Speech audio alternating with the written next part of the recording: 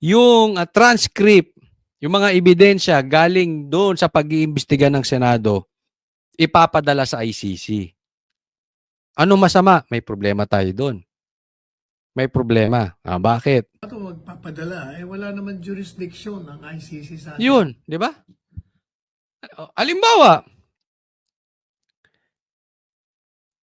yung kapitbahay ko, may napatay. Uobligahin ko ba silang ipadala sa akin yung ebidensya? Wala naman akong jurisdiction dun sa... Hindi naman ako pulis eh. Bakit ko uobligahin sila? Gago ka lang kung inobliga ko sila magpadala ng ebidensya sa akin tapos sumunod kayo. Sino ba yan? Sino ba yan si Kotsoli? Bakit mo papadala dyan yung ebidensya? Diba? Ganon. Wala pong jurisdiction ng ICC sa atin. So bakit nyo ipapadala yung ebidensya ron? Ito, tandaan nyo meron na po kasing issue dyan eh. At nilabas ulit ito, doon sa mga hindi pa nakakaalam, nilabas po ito ng Net25 na binigyan nilang buhay yung mga sinasubmit na mga ebidensya nitong si Trillanes. Kaya gusto nilang maimbestigahan ng Senado at ng TUADCOM, ito si PRRD. Nang sa ganon, wala silang ebidensya, pero pagdating doon sa Senado na imbestigahan si PRRD, yun ang ipapadala nila sa ICC. Dahil ang sinabi nila, habang nililitis itong mga ito, itong drug war ni PRRD, nandoon daw sa loob ng kwarto si Trillanes. Hindi po ako nagsabi niyan. At may ebidensya raw. Kaya nga inaantay nila si Trillanes, hinamon nila si Trillanes na sabihin, i-deny kung hindi totoo. Tahimik si Trillanes, di ba? Bakit? Kasi ang sabi nitong Net25, i-deny, antay nating i-deny. Kasi pag dininay, may ilalabas silang ebidensya na nagsisinungaling itong si Trillanes na nandoon siya talaga. Anong ibig sabihin? May connection po. Talagang pinaplano nitong gobyernong ito na papasukin ng ICC. Kunwari, dinideny nila, kunwari si Trillanes lang ang nagtatrabaho, pero konektado sa Quadcom, konektado sa kanila. Naiintindihan yung istorya? Hindi po ako nagsabi niyan, Net25 na ipaliwanag ko lang at nailabas ko na po yung video na yan. Yun ang problema. They are fake. Ulit-ulit lang sinabi ni Presidente Duterte yan at sinangayunan naman siya ni Presidente Marcos Jr. Yun lang ang problema, Atty. Sal. Sinang-ayunan ni President Marcos na hindi dapat makialam ang ICC sa atin. Pero iba ang galawan ng nasa ilalim niya. Sa madaling salita, parang halimbawa, sinabi ng Presidente, bukas, lumayas na ang Pogo. Pero, habang sinasabi niyang bawal na ang Pogo sa Pilipinas, mas dumadami pa.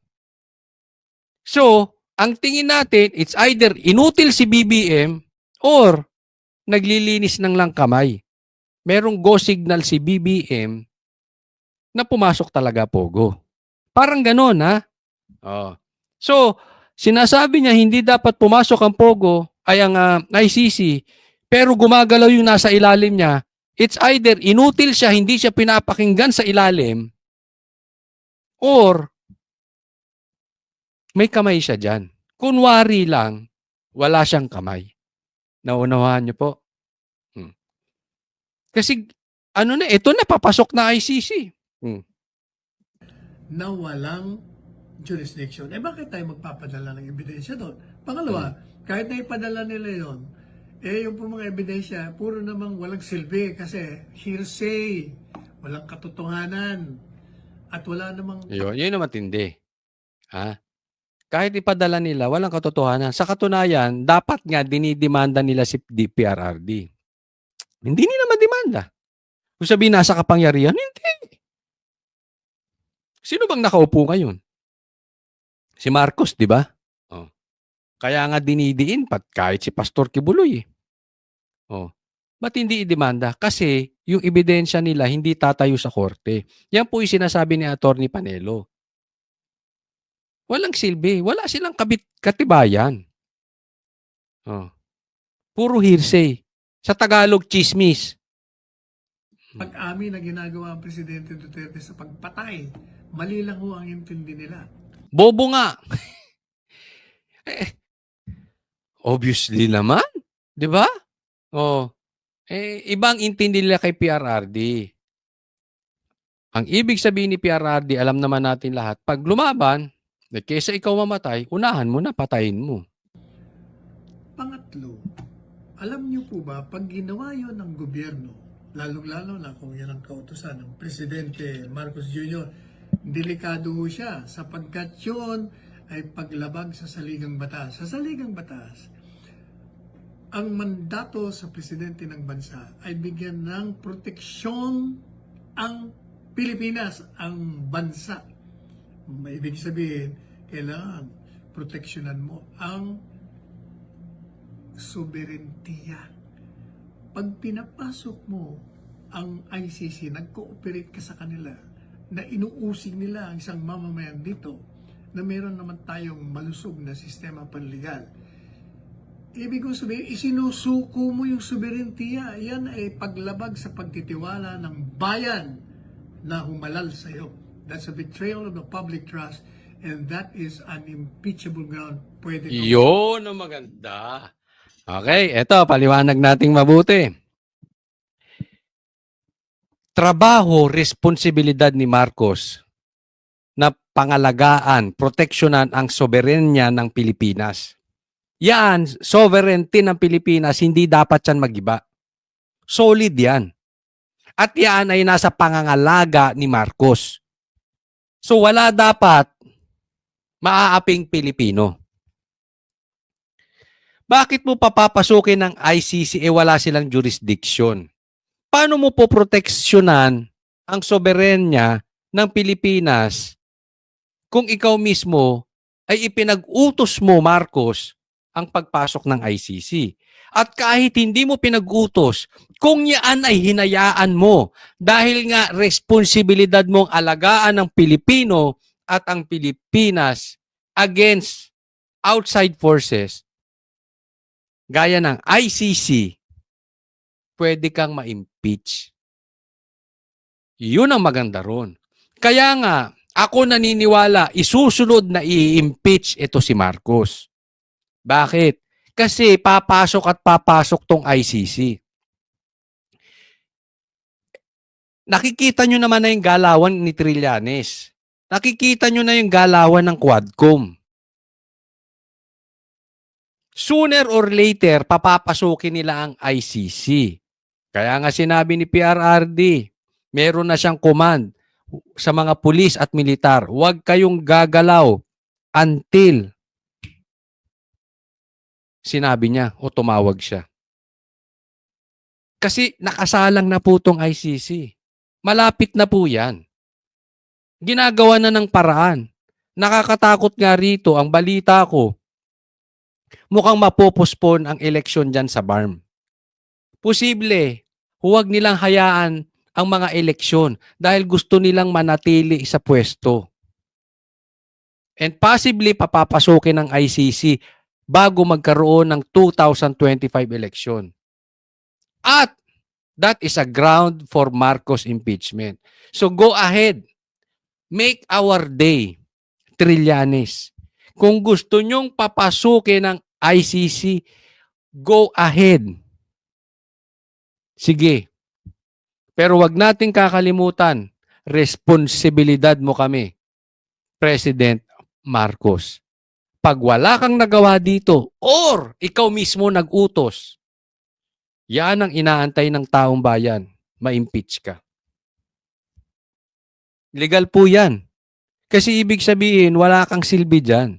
Hindi mo maproteksyonan ang kapakanan ng mga Pilipino.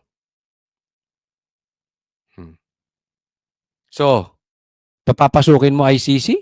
Bahala ka. patalsikin bilang presidente pag ginawa po yung mag-cooperate ka sa ICC at pinabayaan yung makapasok dito. Alam mo, pwede siyang patalsikin, sinabi ni Atty. Sal. Kung makikooperate si BBM, papasukin. Pero, napaka-imposible naman, Atty. Sal. Makakapasok ang ICC na walang go signal ng presidente? Palagay ko, kung walang go signal ng presidente at nakapasok ang ICC, dapat din patanggal na at pa-impeach yan si Marcos. Bakit? Inutil. Di ba? Aligwawa, for discussion purposes, talagang hindi niya iutos. Ayaw niyang papasukin ng ICC and yet nakapasok.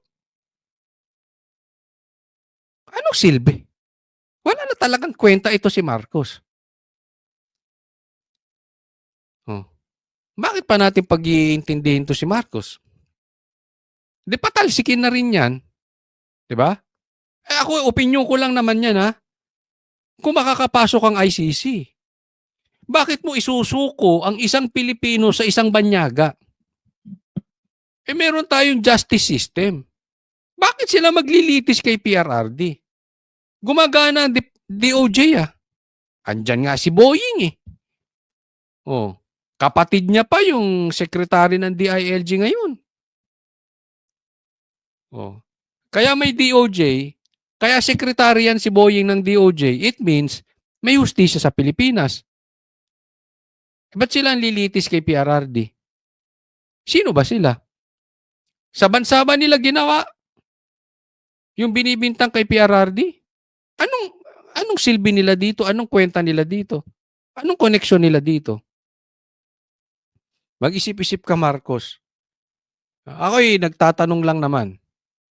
Kung hindi mo na kayang pangalagaan ang soberenya ng Pilipinas, mas mabuti siguro medyo lumayas ka na dyan.